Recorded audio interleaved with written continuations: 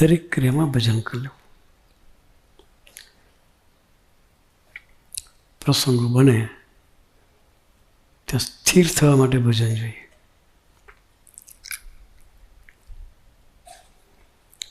આ લોકોએ સરસ આપણને એના પ્રસંગોથી દર્શન કરાયું. ત્યાં છે માવરી પ્રજાની વાત કરી. એના ભાષામાં નૃત્ય કરી અને પ્રાર્થના કરેલી.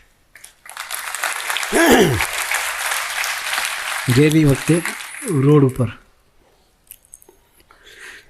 ફર્સ્ટ ક્લાસ પ્રાર્થના સ્વરૂપે એ લોકોએ સરસ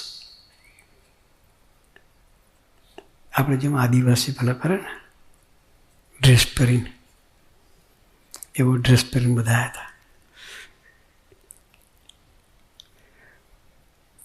એ લોકોને પણ બહુ આનંદ આવ્યો.